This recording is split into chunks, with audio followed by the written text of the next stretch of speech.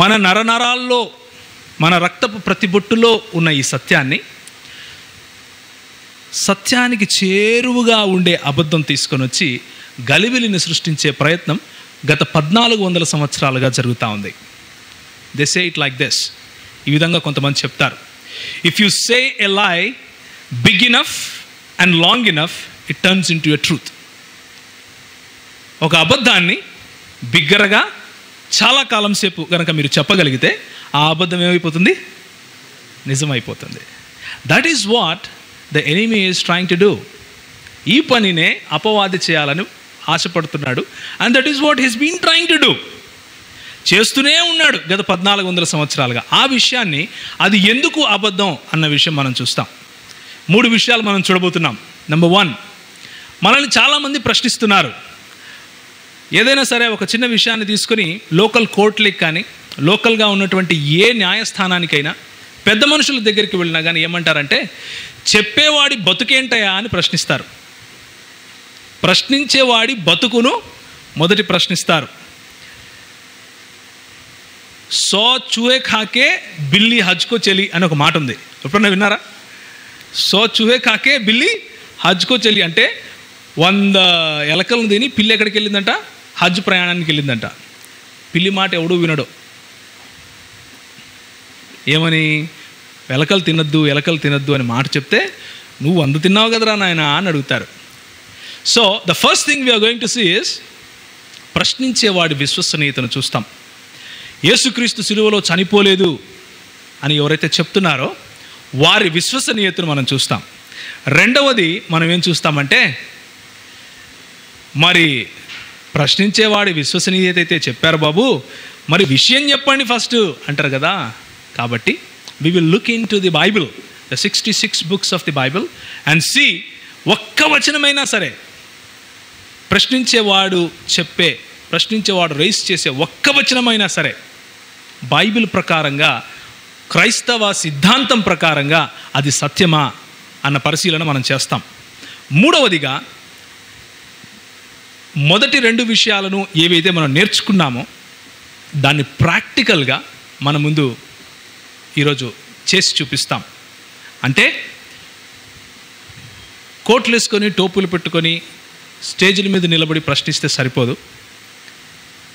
ప్రశ్నించిన తర్వాత వాటి సమాధానాలు కూడా మీరు వినాలి అన్న ఉద్దేశంతో వాటికి సమాధానాలు కూడా మీరు చూస్తారు. వాట్ ఐ కెన్ అష్యూర్, నేను ఏం గ్యారంటీ ఇవ్వగలుగుతాను అంటే, ప్రభు నామంలో, ప్రభు ఇచ్చిన కాన్ఫిడెన్స్లో, మీరు ఇక్కడ నుంచి ఆ 4 గంటల తర్వాత, అంటే సాయంత్రం 4 గంటల తర్వాత వెళ్ళిపోయేటప్పుడు క్రీస్తు సిలువను గురించిన అపోహలు, వాటిపైన సంపూర్ణ అవగాహన మీకు వస్తుంది అని నేను నమ్ముతున్నాను. తరువాత క్రీస్తు సిలువను గురించిన వాస్తవాలపైన మీకు సంపూర్ణ కాన్ఫిడెన్స్ వస్తుంది అని నేను నమ్ముతున్నాను. రేపు ఎవరైనా అపోహకు గురి అయ్యి మీ సంఘం నుంచి యవనస్తులు కానీ, యవనస్తురాలు కానీ అలాంటి ప్రశ్నలు ఉంటే, మీరు వారిని నమ్మురా అనకుండా సమాధానం చెప్తారు.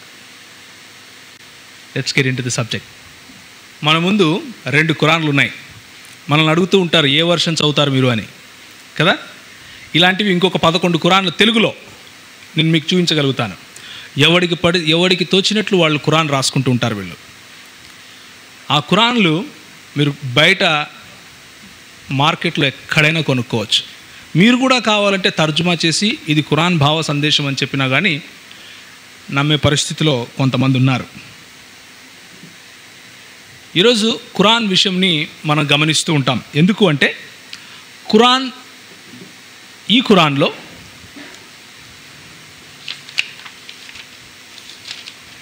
వీటిని అధ్యాయాలు అని మనం ఏవైతే అంటామో వాటిని వాళ్ళు సురాలు అని పిలుస్తారు. ఇలాంటి సురాలు 4వ సురా అంటే సూరత్ అన్-నిసా. సూరత్ అన్-నిసాలోకి నేను చదువుతున్నాను. సూరత్ అన్-నిసా. నేను మసీ మరియం కుమారుడైన ఈసా అనే దైవ ప్రవక్తను చంపాము అని వారు అన్నారు. వాస్తవానికి వారు ఆయనను చంపను లేదు, సిలువపైకి ఎక్కించను లేదు. కానీ ఆ విషయంలో వారు భ్రమకు గురి చేయబడ్డారు. ఈ విషయం గురించి అభిప్రాయ భేదం వ్యక్తం చేసిన వారు కూడా సందేహానికి లోనయ్యారు. దీనిని గురించి వారికి అసలు ఏమీ తెలియదు. వారు కేవలం ఊహనే అనుసరిస్తున్నారు. వారు అతనిని నిశ్చయముగా చంపలేదు, కానీ అల్లాహ్ ఆయనను తన వైపుకు లేపుకున్నాడు. అంటే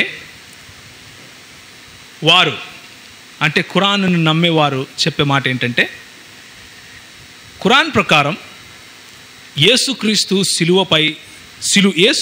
సిలువపైకి ఎక్కించనూ లేదు, సిలువ పైన ఆయనను చంపనూ లేదు. యేసుక్రీస్తుని సిలువపైకి ఎక్కించనూ లేదు, సిలువ పైన ఆయనను చంపనూ లేదు. ఇది ఖురాన్ ఇచ్చే సందేశము అని ముస్లింలు మనకు చెప్తూ ఉంటారు. దీనికోసం పెద్ద పెద్ద మీటింగులు సైతం పెడుతూ ఉంటారు. అలాంటి మీటింగులు పెట్టి మనల్ని, లేకపోతే క్రైస్తవ సోదరులని, అవగాహన లేని క్రైస్తవ సోదరుల్ని ముఖ్యంగా స్టేజ్ల మీదకి పిలిచి వాళ్ళను కించపరిచే విధంగా మాట్లాడుతూ ఉంటారు. వారికి సమాధానం చెప్పాల్సిన అవసరత మనకున్నప్పటికీ ప్రేమతోనూ భయంతోనూ, భయము మన ప్రభువు పట్ల, ప్రేమ మన ముస్లిం సహోదరుల పట్ల మనం ఈ సత్యాన్ని వారికి చెప్పబోతున్నాం. నేను ఇంతకుముందే చెప్పిన విధంగా ప్రశ్నించేవాడు ఎవరు ప్రశ్నిస్తున్నారు? క్రీస్తు శిలువ వాస్తవాల గురించి ఖురాన్ ప్రశ్నిస్తోంది. ఖురాన్ను తీసుకుని వచ్చిన ముహమ్మద్ గారు ప్రశ్నిస్తున్నారు. వీరిద్దరికీ ప్రభు అయినటువంటి అల్లాహ్ ప్రశ్నిస్తున్నాడు. ఈ ముగ్గురి విశ్వసనీయత గురించి మనం చూసుకుందాం. ప్రశ్నించటానికి వీరికి అర్హత ఉందా అన్న విషయం మనం చూసుకుందాం. ఈ ఒక గంట, next 1 hour we will spend some time understanding whether the people that are questioning the truth of Bible are credible or not. వీరికి ఆ క్రెడిబిలిటీ ఉందా, వీరికి ఆ అర్హత ఉందా, విశ్వసనీయత ఉందా, వీరిని మనం విశ్వసించవచ్చా అన్న విషయం మనం చూద్దాం. మొట్టమొదటిది అల్లాహ్ యొక్క విశ్వసనీయత. అల్లాహ్ కొన్ని విషయాలు ఖురాన్ ద్వారా మనుషులకు చెప్పాడు. ఆయన విశ్వసనీయత గురించి చూద్దాం. చూడండి, 4:142, 4వ అధ్యాయము 142వ వచనం. నిశ్చయంగా ఈ కపట విశ్వాసులు అల్లాహ్ను మోసం చేస్తున్నారు, కానీ ఆయనే వారిని మోసంలో పడేశాడు. నేను ఈ ఖురాన్లో నుంచి చదివాను. 3వ అధ్యాయము 54వ వచనం. ఇశ్రాయేలు సంతతి వారు ఈసాకు వ్యతిరేకంగా రహస్యపు టెత్తులు పన్నసాగారు, లేకపోతే పన్నాగములు అని వాడాలి ఇక్కడ. వారి ఎత్తులకు పై ఎత్తులను అల్లాహ్ కూడా పన్నాడు. ఎత్తులు వేయటంలో అల్లాహ్ మేటి. ఎత్తులు వేయటం అంటే పన్నాగములు పన్నటంలో అల్లాహ్ మేటి. అంటే మీరే చెప్తారు ఇప్పుడు ఆన్సర్. నెక్స్ట్ ముందుకెళ్దాం. సూరా 7:99. సూరా 7:99 నేను చదువుతున్నాను. ఏమిటి? ఈ ప్రజలు అల్లాహ్ ఎత్తుగడ అని చాలా ఈజీగా ట్రాన్స్లేట్ చేశారు. ఇక్కడ అరబీ పదం ఒకసారి చూద్దాం. ఎత్తుగడ అంటే నిర్భయంగా ఉన్నారా? వాస్తవానికి నాశనం కాబోయే జాతి మాత్రమే అల్లాహ్ ఎత్తుగడ అంటే నిర్భయంగా ఉంటుంది. ఎత్తుగడ, పన్నాగము, ఎత్తుకు పై ఎత్తు. 8వ అధ్యాయం 30వ వచనం. 8వ అధ్యాయం 30వ వచనం. ఈ ఖురాన్ లేవి కూడా ట్రాక్ బృందం వారు ట్రాన్స్లేట్ చేయలేదు. ఆ సమయం కూడా జ్ఞాపకం తెచ్చుకోదగ్గదే. అప్పుడు సత్య తిరస్కారులు నీకు వ్యతిరేకంగా పన్నాగాలు పన్నుతూ ఉన్నారు. నిన్ను నిర్బంధించాలని, లేదా నిన్ను హత్య చేయాలని, లేదా నిన్ను దేశం నుంచి బహిష్కరించాలని వారు తమ ఎత్తులు తాము వేస్తూ ఉన్నారు. అల్లాహ్ తన ఎత్తు తాను వేస్తూ ఉన్నాడు. అల్లాహ్ అందరికంటే బాగా ఎత్తులు వేయగలడు. చిన్నప్పుడు ఒక సినిమా పోస్టర్ చూశాను, మోసగాళ్లకు మోసగాడు అని. మోసగాళ్లకు మోసగాడు అని అంటే మీరు నేను పాపంలో పడి ఉన్న మనము మోసం చేస్తున్నాము, కానీ అల్లాహ్ మోసగాళ్ళకే మోసగాడు అని ఎవరు చెప్తున్నారు? ట్రాక్ బృందం వాళ్ళు చెప్పటం లేదు. ట్రాక్ బృందం వాళ్ళు, లేకపోతే సాక్షి అపాలజెటిక్స్ వాళ్ళు, లేకపోతే క్రైస్తవులు ఈ పుస్తకాన్ని తర్జుమా చేయలేదు. దీన్ని తర్జుమా చేసింది ఎవరు? మూలానువాదం మౌలానా సయ్యద్ అబుల్ అలా మౌదూదీ, ఆంధ్రానువాదం షేక్ హమీదుల్లా షరీఫ్, వీళ్ళు చేశారు, మేం చేయలేదు. కానీ చాలా జాగ్రత్తగా కొన్ని పదాలు వాడారు, ఎత్తులు వేయటము అని. కాకపోతే అరబీ భాషలో ఉండే ఒక ఖురాన్ తీసుకొచ్చాను, మీకు అందరికీ తెలియాలి కదా. చూద్దాం. ఒకసారి చూడండి 3:54కి వెళ్దామా మళ్ళీ ఒకసారి. 3వ అధ్యాయము 54వ వచనం. కొంచెము ఈ సుర ఆయత్తు అనేవి అర్థం చేసుకోవటానికి, లేకపోతే ఆ టర్మినాలజీ మైండ్లో పడటానికి కొంచెం టైం పడుతుంది. But it will help you. అది మీకు ఉపయోగపడుతుంది. వాళ్ళు వచ్చి ప్రశ్నించినప్పుడు, వారు వచ్చి మన లేఖనాలను విప్పి చూపించినప్పుడు వాళ్ళ లేఖనాలు వాళ్ళకి తెలియాలి కదా.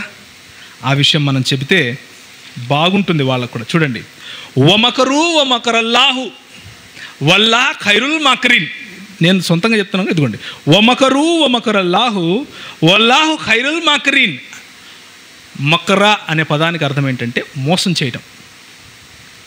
వమకరు అంటే వాళ్ళు మోసపు ఎత్తులు పన్నుతున్నారు. వమకరల్లాహు అంటే అల్లాహ్ కూడా తన మోసపుటెత్తులు పన్నుతున్నాడు. వల్లా ఖైరుల్ మాకరీన్ అంటే మోసపుటెత్తులు పన్నాగములు పన్నటంలో అల్లా మేటి దిట్ట. మోసం చేసే దేవుడు అని అర్థం. ఏం చేసే దేవుడు? మోసం చేసే దేవుడు. మీ దగ్గర 66 పుస్తకాలు ఉన్నటువంటి బైబిల్ ఉంది. మొత్తం బైబిల్లో మీకు ఒక 365 రోజులు టైం ఇస్తాను. మొత్తం బైబిల్లో బైబిల్ దేవుడు, యెహోవా దేవుడు, పరిశుద్ధాత్ముడు, యేసుక్రీస్తు ప్రభువారు, ఆయనను అనుసరించినటువంటి శిష్యులు మోసం చెయ్యమని ఎవరినైనా ఆజ్ఞాపించినట్లు చూపిస్తే మనము ఈయన కూడా పర్వాలేదు, ఈ దేవుడు ఆ దేవుడు ఒకటే అని చెప్పచ్చు. మీరు ఎక్కడైనా చదివారా అక్కడ బైబిల్లో దేవుడు ఎవరినైనా మోసం చేసినట్లు? వమకరు వమకరల్లాహు వల్లా ఖైరుల్ మాకరీన్ అంటే మోసపుటెత్తులు వేయడంలో అల్లా దిట్ట. మోసగాళ్లకు మోసగాడు మావాడు. మా దేవుడు మోసగాళ్లకు మోసగాడు కాదు. మనము నమ్మే దేవుడు పరిశుద్ధుడు. మకరా అనే పదం అసలు ఖురాన్లోకి ఎందుకు వచ్చింది అన్న విషయము చాలామంది ఆలోచించారు. ముఖ్యంగా ఈయన పేరు చూడండి, Ayub the Quran and it's interpreters అనే పుస్తకం. ఇది ఇప్పుడుది కాదు, చాలా చాలా పాతది. ఆయన ఇచ్చినటువంటి కామెంటరీలో ఆయన ఏమన్నాడంటే, అసలు ఖురాన్లో మకరా అనే పదం ఎందుకు వచ్చింది? మకర్ అంటేనే మోసగుండితనం అని అర్థం కదా. అది ఎలా వచ్చింది? అది రాకూడదు.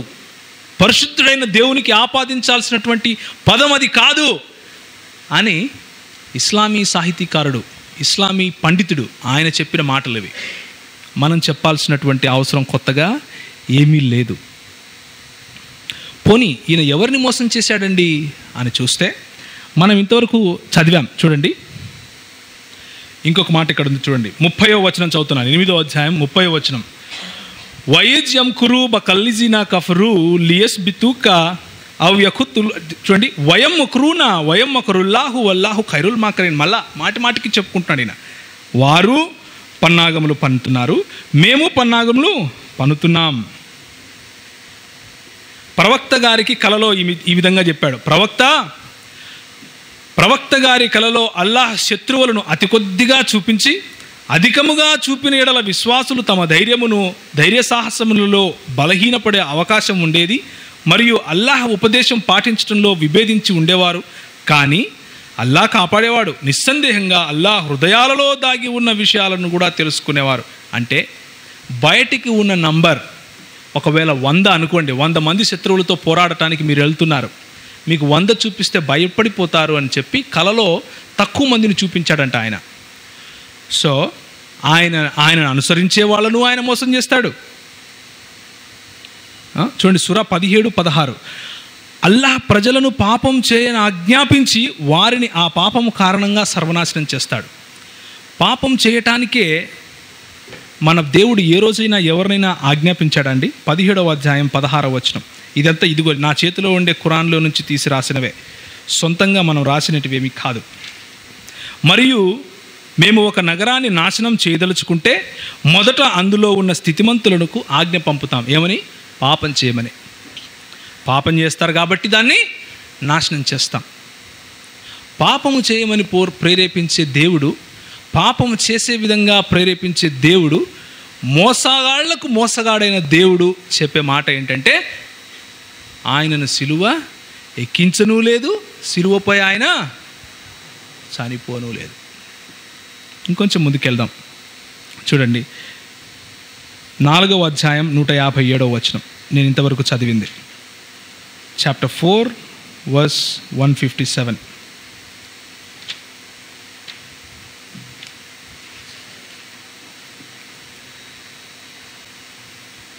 వాస్తవానికి వారు ఆయనను చంపనూ లేదు, సిలువపైకి ఎక్కించనూ లేదు, కానీ ఆ విషయంలో వారు భ్రమకు గురి చేయబడ్డారు. భ్రమకు గురి అయ్యారు కాదు, భ్రమకు గురి చేయబడ్డారు. ఎవరు భ్రమకు గురి చేశారు అన్నది ప్రశ్న. ఎవరు భ్రమకు గురి చేసి ఉంటారు? క్రైస్తవులు వాళ్ళంతకు వాళ్ళే భ్రమకు గురైపోతారా? కారు. అవసరం ఏంటి? యేసు శిష్యులు భ్రమకు గురి చేస్తారా? మరి రోమీయులు ఏం చేస్తున్నారు? పోనీ రోమనులు భ్రమకు గురి చేస్తారా? రోమన్లు అందరినీ భ్రమకు గురి చేస్తే కాపలా ఎందుకు పెడతారు? పిలాతు చేతులు ఎందుకు కడుక్కుంటాడు? ఒక చనిపోయాడు అని ధృవీకరణ పత్రం ఎందుకు ఇస్తాడు? మరి ఎవరు భ్రమకు గురి చేయబడ్డారు? ఖురాన్ వెలుగులో భ్రమకు గురి చేయబడ్డారు అంటే అల్లాహ్నే వాళ్ళని భ్రమకు గురి చేశాడు అని అర్థం. అల్లాహ్ వారిని భ్రమకు గురి చేశాడు. నేను ఎలా చెప్తున్నాను? దాని కింద ఉంది చూడండి. ఈ విషయం గురించి అభిప్రాయ భేదం వ్యక్తం చేసిన వారు కూడా సందేహానికి లోనయ్యారు. దీనిని గురించి వారికి అసలు ఏమీ తెలియదు. వారు కేవలం ఊహనే అనుసరిస్తున్నారు. వారు అతనిని నిశ్చయంగా చంపలేదు, కానీ అల్లాహ్ ఆయనను తన వైపుకు లేపుకున్నాడు. అల్లాహ్ ఏం చేశాడంట? తన వైపుకు లేపుకున్నాడు. సిలువ ఎక్కించక ముందు నుంచే తన వైపుకు లేపుకున్నాడు. సో యేసుక్రీస్తు స్థానంలో ఇంకెవరు చనిపోయారు? సో మీరు నేను క్రైస్తవులు అయ్యాము అంటే కారణం ఏంటి? అల్లాహ్ మనల్ని భ్రమకు గురి చేయడం కారణంగా మనం ఏమయ్యాం? క్రైస్తవులంగా అయ్యాం. అంతేనా కాదా? ఖురాన్ ప్రకారం అవునా కాదా? అల్లాహ్ మనలాంటి వాళ్ళను భ్రమకు గురి చేశాడు కాబట్టి మీరు నేను క్రైస్తవులమయ్యాం. నేను ఎందుకు చెప్తున్నాను ఈ మాట అంటే చూడండి. ముందు అల్లాహ్ ఎవరిని కావాలంటే వారిని సన్మార్గంలో నడిపిస్తాడు, మరియు ఎవరిని కావాలంటే వారిని చెడు మార్గంలో నడిపిస్తాడు. అంటే మీరు నేను చెడు మార్గంలో నడవాలి అని ఆయనకు ఇష్టం. మనం నశించిపోవాలి అని ఆయనకు ఇష్టం. చూడండి, సూరా 14:4. నేను చెప్పలేదు, అది ఖురాన్లో రాస్తుంది. ఎవరిని కావాలంటే వారిని సన్మార్గంలోకి నడిపిస్తాడు, ఎవరిని కావాలంటే ఆయన భ్రష్టమైన మార్గము అని దాని భావం. భ్రష్టత్వంలోకి నడిపించడం ఆయన మేటి. ఇంకొక మాట, సూరా 11, 118, 119 ప్రకారం అల్లాహ్ కేవలము మనుషులను చెడు మార్గంలో నడిపించడమే కాక వారిని కేవలం నరకం కొరకే సృష్టిస్తాడు. మీలో ఒకవేళ నేను తప్పు చెప్తున్నాను, మీరు ఒకసారి తీయండి బ్రదర్. సూరా 11 పైన నంబర్ ఉంటుంది, 11 యూతులు ఉంటుంది చూడండి. సూరా 11, 118, 119. దీని ప్రకారం కేవలం మనుషులను చెడు మార్గంలో నడిపించడమే కాదు, కానీ వారు నరకంలో పడిపోవటానికే వారిని సృష్టిస్తాడు. మరి ఈరోజు మీరు నేను క్రైస్తవులయ్యామంటే, మీరు నేను క్రైస్తవ మార్గంలో నడిచి నరకంలో పడిపోతున్నామంటే, ఒకవేళ వారి కారణంగా అంటే ఖురాన్ ఆధారంగా, దానికి కారణం ఎవరు? అల్లాహ్. అల్లాహే మనల్ని నరకంలో పడిపోవటానికి, భ్రష్ట మార్గానికి అప్పచెప్పాడు అని అర్థం. మరి సన్మార్గంలో నడిచే వాళ్ళను మార్గభ్రష్టులుగా చేసేవాడిని దేవుడు అంటారా అన్నది ప్రశ్న.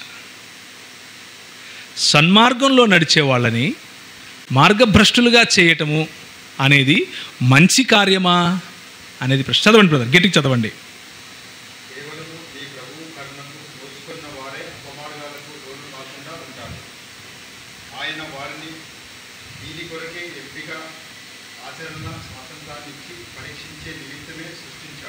దేనికోసము? మళ్ళీ చదవండి ఒకసారి. దేని కొరకు? ముందు చూడండి.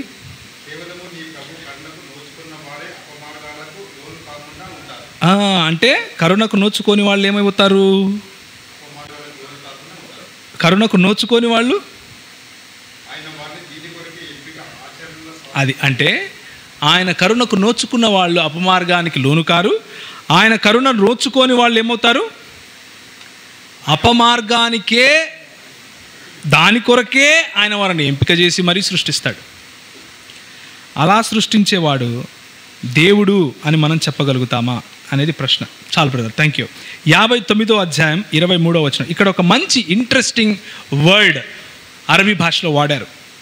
59వ అధ్యాయం 23వ వచనం. నేను 59 తీశాను, 23 చూడండి. ముహైమినుల్ అజీజుల్ జబ్బారుల్ ముతకబ్బిర్ సుబానల్లాహి. ముతకబ్బిర్ అంటే అర్థం ఏంటంటే గర్విష్టి అని. ఏమని? గర్విష్టి అని. ఇది అల్లాహ్ గురించి దానికి తర్జుమా ఎలా ఉందంటే సర్వశక్తిపరుడు, ప్రతి చెడును నిర్మూలించగలవాడు, అన్ని విధముల గొప్పతనమునకు అర్హుడు అని చాలా ఈజీగా వాళ్ళు ట్రాన్స్లేట్ చేశారు. కానీ దానికి అర్థం గర్విష్టి. ఇదే మాట ఇక్కడ గొప్పతనమునకు అర్హుడు అన్నారు కదా, ఇంకొక చోట ఎలా ట్రాన్స్లేట్ చేశారో చూడండి. 16వ అధ్యాయం 29, 16. ముతకబ్బీర్ అనే పదం నేను మీతో ఇప్పుడు చెప్తున్నాను. 16వ అధ్యాయం 29వ వచనం. ఫద్ఖులు అబ్వాబా జహన్నమా ఖాలిదీనా ఫిహా ఫలబియస్ ముసవల్ ముతకబ్బిరీన్. అంటే దానికి ఏంటంటే ఇక నరక ద్వారములలో వెళ్ళిపోండి, అదే మీ కొరకు శాశ్వతము, గర్విష్ఠుల కొరకు అది అతి బాధాకర నివాసము. ఇక్కడేమో ముతకబ్బీర్ అంటే గర్విష్ఠులు, అక్కడేమో ముతకబ్బీర్ అంటే గొప్పతనము గలవాడు. ఇలా ఉంటుందా ఏ భాషలో అయినా? గర్విష్టి అనే పదానికి ఇప్పుడు ఉదాహరణకు తెలుగులో గర్విష్టి అనుకోండి, వేరే ఏదైనా పదం ఉందా? ఉంటుంది. ఒకవేళ గర్విష్టి అనేది కాకపోతే ఇంకో ఏదో పదానికి, మంచి అనే పదానికి మంచికి సంబంధించిన పర్యాయ పదాలు ఉంటాయి, కానీ దానికి కరెక్ట్గా ఆపోజిట్ పదం ఉంటుందా? ఏ భాషలో ఉండదు, ఏ భాషలో కూడా ఉండదు. పద ప్రయోగంలో మార్పు ఉండొచ్చు, కానీ పదానికి ఉన్నటువంటి అర్థంలో గొప్పతనానికి గర్విష్ఠితనానికి తేడా ఉంది. అది ఖురాన్కు తర్జుమా చేసే వాళ్ళ ప్రత్యేకత. గర్విష్టి అయిన దేవుడు. మనం ఏం చేస్తున్నామంటే ఇప్పుడు ఎవరైతే మన మూల సిద్ధాంతాన్ని ప్రశ్నిస్తున్నారో వారి విశ్వసనీయతను మనం ప్రశ్నిస్తున్నాం. ఇలాంటి వాళ్ళను మనం విశ్వసించొచ్చా? ఇలాంటి అల్లాహ్ని మనం విశ్వసించొచ్చా అని మనం చూస్తున్నాం. కుయుక్తి అనే పదానికి అరబీ భాషలో మక్రా అన్న పదం వాడారు. ఈ కుయుక్తి వమకరు వమకరల్లాహు వల్లాహ్ ఖైరుల్ మాకరీన్ అంటే వారు కుయుక్తి పన్నారు, మేము కుయుక్తి పన్నాం. మేము అంటే అల్లాహ్ కుయుక్తి పన్నాడు. కుయుక్తులు పన్నటంలో, ఎత్తులు వేయటంలో అల్లాహ్ మేటి అని చెప్పటం కోసం మక్రా అనే పదం వాడినట్లు మనం చూస్తాం. అదేవిధంగా మనం ఇంతవరకు చూసాం కదా, భ్రష్ట మార్గం పట్టిస్తాడు, మార్గభ్రష్టులుగా చేస్తాడు అనే దానికి వాడిన పదం అఘోయత అని. మనకు నిజంగా అరబీ భాష తెలుసుకోవాల్సిన అవసరం లేదు. మనలో పెద్దవాళ్ళు ఉన్నారు, ఉర్దూ భాష తెలుసుంటుంది మీకు. అఘవాకరణ అంటే అర్థం ఏంటి? కిడ్నాప్ చేయటం. అఘవాకరణ అంటే కిడ్నాప్ చేయటం, లేకపోతే దారి మళ్లించటం, తప్పుడు మార్గంలోకి తీసుకెళ్ళటం, దాన్ని అఘవాకరణ అంటారు. That is what it is. 7:16లో అదే మాట ఉంది. నీవే నన్ను మార్గభ్రష్టత్వం చేశావు ప్రభువా, నీవు నన్ను అపమార్గం పట్టించినట్లే అని సాతాను అల్లాహ్తో చెప్పుకుంటున్నాడు. అల్లాహ్, నువ్వే నన్ను అపమార్గం పట్టించావు. అపమార్గం పట్టించేవాడు, కుయుక్తులు వేసేవాడు, అబద్ధాలు చెప్పే దేవుడు అని చెప్పుకునేవాడు, ఆయన యేసు ప్రభువు చనిపోలేదు, సిలువపైకి ఎక్కించను లేదు, సిలువపై చనిపోలేదు అంటే మనం నమ్మాల్సిన అవసరం ఉందా అనేది ప్రశ్న. అది మనం తెలుసుకోవాలి. అంటే నేను ఫస్ట్లో చెప్పినట్లు సో చూహే కాకే బిల్లి హజ్కో చెలి అన్నట్లు, మార్గభ్రష్టం పట్టించేవాడు వచ్చి మాట చెప్తే ఈ మాట కూడా మార్గభ్రష్టత్వం కోసమే కావచ్చు కదా. అబద్ధాలు చెప్పే దేవుడు వచ్చి నాకు ఒక మాట చెప్పే ఈ మాట కూడా అబద్ధమే కావచ్చు కదా అన్న సందేహం మీలో నాలో కలుగుతుంది. అది నేను చెప్పాలనుకున్న దానికి తాత్పర్యం, లేకపోతే దాని అదేవిధంగా ఖైదా అనే ఖైదా, ఖైదీ ఇలా ఈ రెండు మాటలు కూడా ఒకే అర్థాన్ని ఇస్తాయి. 4వ అధ్యాయం 142 ప్రకారం అల్లాహే వారిని మోసంలో పడవేస్తున్నాడు అన్నప్పుడు వాడిన పదం ఖైదా. ఖైదా అనే పదం వాడారు, లేకపోతే కాదియా అనే పదం.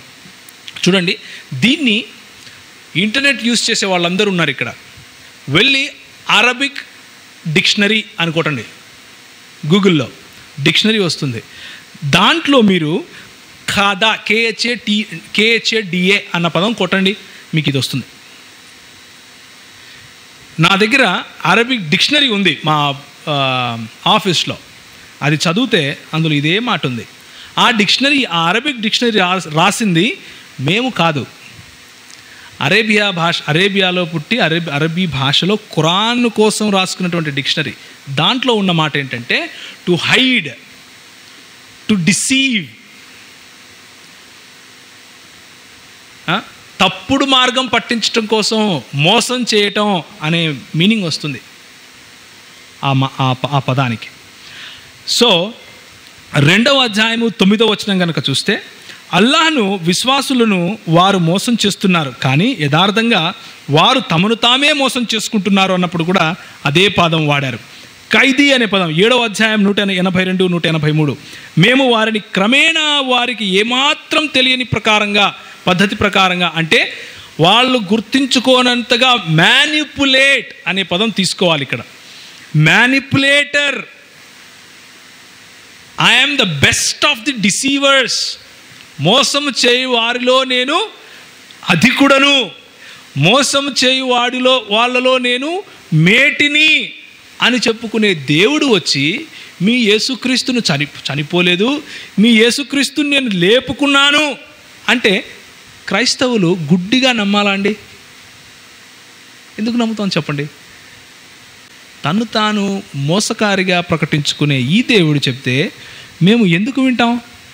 కనుక మొట్టమొదటిది, అల్లా తనకున్నటువంటి గుణగణాలను మనం పరిశీలించిన తర్వాత ఆయన మోసగాడని, మార్గభ్రష్టత్వం పట్టించేవాడని, కొంతమందిని మార్గభ్రష్టత్వం కొరకే సృష్టించాడని, ఆయన ఎత్తులు వేయటంలో లేకపోతే కుయుక్తులు పన్నటంలో దిట్ట అని అర్థం చేసుకున్నాం కనుక ఆయన విశ్వసనీయతను మనం ప్రశ్నిస్తాం. ఆయన చెప్పే మాటలు మనం ఎంత మాత్రం నమ్మాలి అని ఆలోచనలో పడిపోతున్నాం. కాబట్టి కొద్దిసేపు అల్లాహ్ గారిని పక్కన పెడదాం, ఖురాన్ను చూద్దాం. ఖురాన్ ఏమాత్రము మార్పు చెందని పుస్తకం. గత 1400 సంవత్సరాలుగా అరబీ భాషలో స్పష్టంగా దేవుని వద్ద నుంచి వచ్చినటువంటి పుస్తకం అని చెప్పుకుంటూ తిరుగుతుంటారు కదా. ఖురాన్లో ఒక ఒత్తు కానీ పొల్లు కానీ మీరు తప్పులు పట్టుకోలేరు. Produce something like this, it's a challenge అని ఖురానే చెప్తుంది. అంటే ఖురాన్లో ఉన్నటువంటి ఒక్క ఆయతు లాంటిది మీరు పుట్టించి చూడండి, అప్పుడు నేను ఒప్పుకుంటాను ఇది దేవుని గ్రంథం కాదు అని ఛాలెంజ్ చేస్తూ ఉంటారు. చూడండి 12వ అధ్యాయము 2వ వచనం. 12వ అధ్యాయం 2వ వచనం.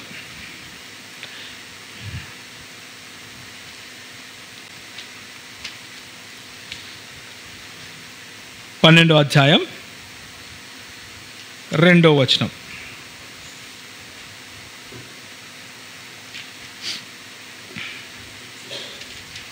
ఈ విధంగా ఉంది. అల్ లామ్ రా, ఇవి తన ఉద్దేశాన్ని స్పష్టంగా ప్రకటించే గ్రంథంలోని ఆయతులు. మేము దానిని ఖురాన్గా చేసి స్పష్టమైన అరబ్బీ భాషలో అవతరింపచేశాము అని ఖురాన్ తనంతట తాను చెప్పుకుంటా ఉంది. ఏమని? అరబ్బీ భాషలో మేము దాన్ని తీసుకుని వచ్చాము అని చెప్తా ఉంది. కాబట్టి ఖురాన్ అనేది అరబ్బీ భాషలోనే చదవాలి, అరబ్బీ భాషలోనే అర్థం చేసుకోవాలి. అది దేవుడు ఉచ్చరించిన అరబ్బీ భాష. ఏమంటున్నాడు ఇక్కడ? మేము దానిని ఖురాన్గా చేసి, అంటే ఆ భాషలోనే దాన్ని పొందుపరిచి మీ వద్దకు పంపించాను అని ఖురాన్ తన గురించి తాను, లేకపోతే అల్లాహ్ ఖురాన్ గురించి ఇచ్చే ప్రమాణము, లేకపోతే ఒక స్టాండర్డ్, ఒక స్కేల్. సో ఇప్పుడు మనం అడగాల్సిన ప్రశ్న ఏంటంటే, ఈ పుస్తకము కంప్లీట్గా ఏమై ఉండాలి? అరబీ భాషలో ఉండాలి. అవునా కాదా? అవునా కాదా? అరబీ భాషలోనే ఉండాలి, స్పష్టమైన అరబీ భాష. అది కూడా చూడండి, 39వ అధ్యాయం 28వ వచనం. 39వ అధ్యాయము 28వ వచనము. ఇందులో ఏముందంటే,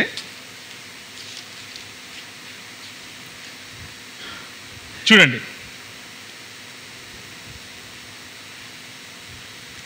అరబ్బీ భాషలో ఉన్న ఈ ఖురాన్లో ఎలాంటి వక్రత లేదు. అరబ్బీ భాషలో ఉన్న ఈ ఖురాన్లో ఎలాంటి వక్రత లేదు. అంటే ఈ ఖురాన్ అరబ్బీ భాషలోనే వచ్చింది, అందులో ఏ వక్రత లేదు. సో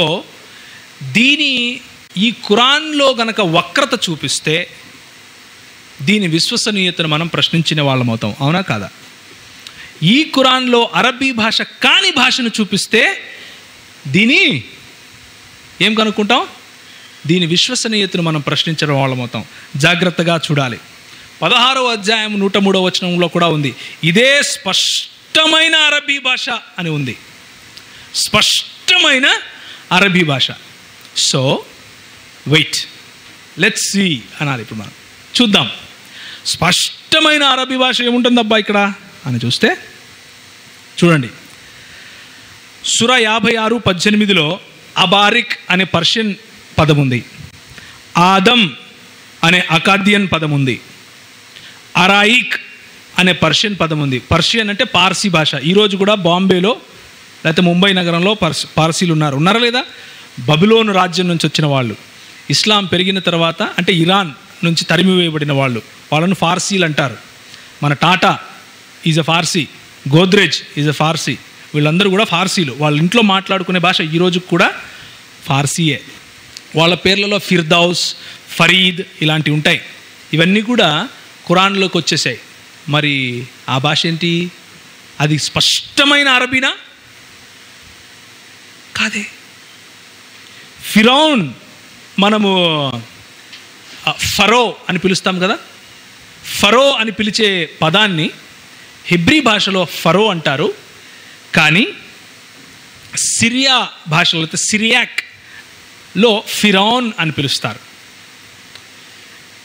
మీకు ఒకవేళ డౌట్ ఉంటే, ఈ రోజుకు కూడా కేరళలోని యాకోబా అనే సంఘం కానీ, మార్తోమా అనే సంఘం కానీ, వీళ్ళిద్దరూ సిరియాక్ టెక్స్ట్లో ఉన్నటువంటి బైబిల్ చదువుతారు. వాళ్ళు ఫరో గురించి చదివినప్పుడు ఫిరౌన్ అనే పలుకుతారు.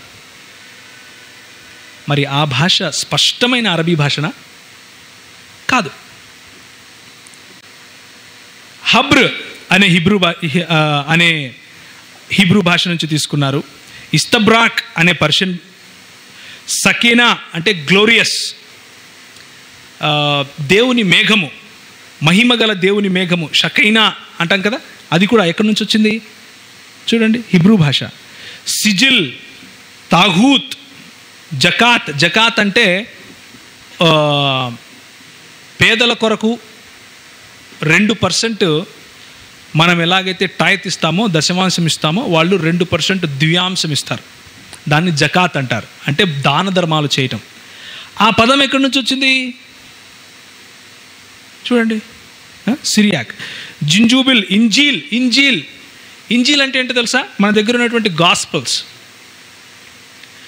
ఇంజీలే యోహన్నా, ఇంజీలే మత్తీ, ఇంజీలే లూకా అంటూ ఉంటారు కదా. ఇంజీల్ అంటే అర్థం ఏంటంటే గాస్పెల్స్. మరి ఇది గ్రీక్ పదంలో ఉన్న ఇవాంజిల్ అనే పదం నుంచి తీసుకున్నారు. పలకటం రాక ఇంజిల్ చేస్తే అది అరబీ అయిపోతుందా? ఏం సార్, పలకటం రాక ఇంజీల్ అంటే అది అరబీ, స్పష్టమైన అరబీ అయిపోతుందా? కాదు. సో ఖురాన్ తనకు తానుగా పెట్టుకున్న స్కేల్ ఏంటి? ఇదేమో స్పష్టమైన అరబీ భాష అని అల్లా ఒక స్టాండర్డ్ చెప్తున్నాడు. అరబీ భాషలో ఉన్న ఖురాన్లో ఎలాంటి వక్రత లేదు అంటున్నాడు. కానీ అరబీ భాషలోనే లేదు కదా కొన్ని వచనాలు, కొన్ని మాటలు బయట భాష నుంచి అరువు తెచ్చుకున్నారు కదా. పోనీ ఇలాంటి మాటలు చెప్పచ్చు, అయ్యో అలా కాదండి, ఒక భాష పెరిగేటప్పుడు ఉదాహరణకు తెలుగులో ఎన్నో హిందీ పదాలు ఉన్నాయి, ఎన్నో తమిళ పదాలు వచ్చి పడ్డాయి, ఎన్నో ఇంగ్లీష్ పదాలు మనం తెలుగు మాట్లాడుతూ ఈరోజు కూడా అంటూ ఉంటాము అని చెప్పచ్చు. కానీ సమస్య ఎక్కడి నుంచి వచ్చిందంటే, ఈ ఖురాను మనుషులు రాసింది కాదు. ఎవరు రాశారు? ఇది పైనుంచి వచ్చిన, నిత్యత్వంలో నుంచి వచ్చినటువంటి పుస్తకం ఇది. గాబ్రియేలు దూత తనంతట తాను తీసుకొని వచ్చిన పుస్తకం ఇది. అల్లాహ్ కూడా వేరే భాషల నుంచి నేర్చుకుంటాడా? కాబట్టి ఆ ఆర్గ్యుమెంట్ సరిపోదు. స్పష్టమైన అరబీ భాష అని చెప్పినప్పుడు స్పష్టమైన అరబీ భాషే ఉండాలి. సిరియన్ భాష, హిబ్రీ భాష, పర్షియన్ భాష ఇలాంటివన్నీ ఉండకూడదు అందులో. చూడండి, ఇంకొకటి, ఇదే ఖురాన్ కొన్ని అబద్ధాలు ప్రకటిస్తుంది. కొన్ని అబద్ధాలు. మనము మొదట అల్లాహ్ యొక్క విశ్వసనీయత చూసాం. 2, ఇప్పుడు మనం ఖురాన్ యొక్క విశ్వసనీయత చూస్తున్నాం. మొట్టమొదటిగా నేను సంపూర్ణంగా అరబీలో ఉన్నాను అని చెప్పుకున్న ఖురాన్లో సంపూర్ణమైన లేకపోతే స్పష్టమైన అరబీ భాష కాకుండా వేరే భాషలు కూడా ఉన్నాయి అని మనం చూసాం. 2, అసత్యాలు చెప్తా ఉంది. 15వ అధ్యాయము 19వ వచనం చూడండి, నేను చదువుతున్నాను మీ ముందు. 15వ అధ్యాయము 19వ వచనం.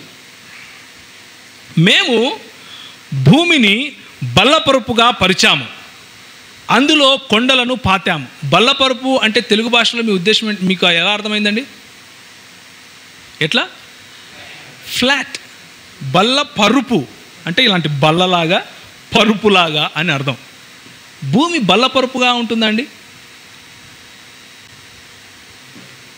ఏం సార్ చెప్పండి. గుండ్రంగా ఉండేదాన్ని బల్లపరుపుగా పరచడం అవకాశం అవుతుందా? అది సాధ్యపడుతుందా? పోనీ బల్లపరుపుగా ఉన్న గుండ్రంగా ఉండేది ఏదైనా ఉంటుందా?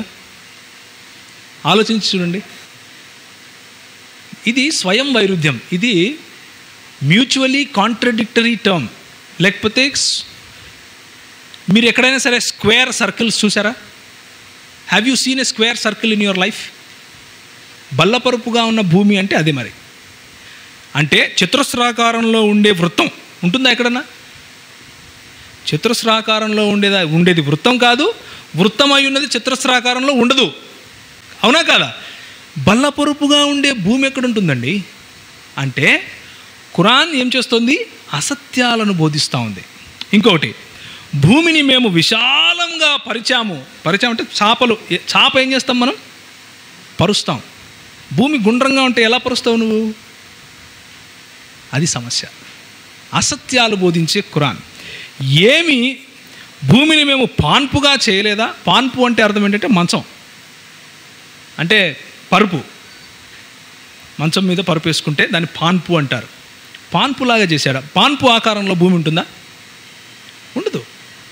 అలిగారికల్గా మాట్లాడుతున్నాడా ఇక్కడ? అది కూడా కాదు. మేకుల్లాగా పర్వతాలు పెట్టాడంట కదలకుండా ఉండటానికి. ఇదే మాటలో ఉంటుంది. చదవమంటారా? 78వ అధ్యాయము. ఇదిగోండి, ఇదే ఇక్కడే చదువుతాను చూడండి. 15-19 కదా.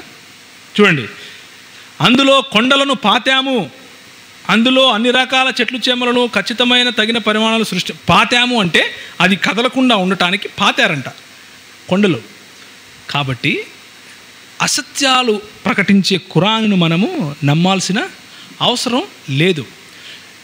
యేసు ప్రభు కాలంలో సమరయ స్త్రీ వచ్చి యేసు ప్రభు దగ్గర యేసు ప్రభు వారు వెళ్ళి సమరయ స్త్రీ దగ్గర నీళ్ళు అడిగారు. అవునా లేదా? అవునా కాదా? ఆ సమరయులు ఎన్ని సంవత్సరాల క్రితం వాళ్ళండి? క్రీస్తు పూర్వం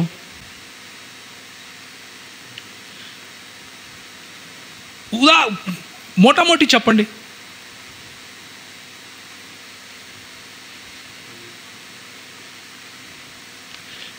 సమరయులు అనేవాళ్ళు క్రీస్తుకు పూర్వం కొన్ని సంవత్సరాల నుంచే మొదలయ్యారు.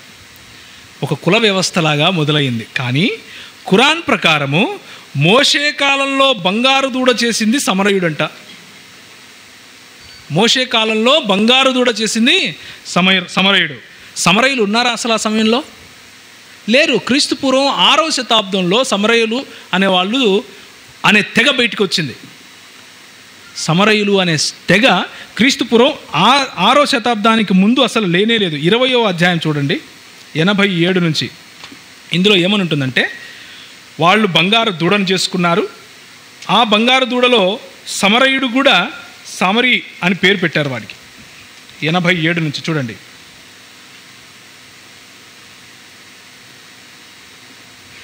మేము నీకు చేసిన వాగ్దానాన్ని మీకు మేమే భంగపరచలేదు.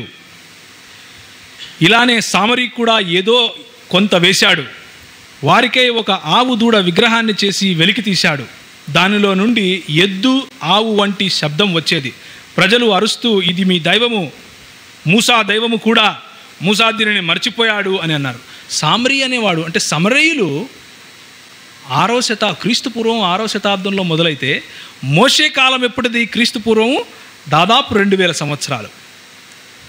అంటే విషయ పరిజ్ఞానం లేకుండా అబద్ధాలు లేకపోతే అసత్యాలు చెప్పే పుస్తకం అని మనం దీని ద్వారా తెలుసుకోవచ్చు. సిలువ అనేది ఎవరు మొదలుపెట్టారు? సిలువ punishment. It is as a punishment, right? Crucification or crucifixion is a punishment given by the government of Rome. రోమా సామ్రాజ్యం వారు ఇచ్చే ఒక శిక్ష అది. కానీ ఫరో ఎప్పుడు? మోషే కాలంలోనే సిలువేస్తానని చెప్పాడంట. సిలువ ఎక్కడుంది అప్పుడు?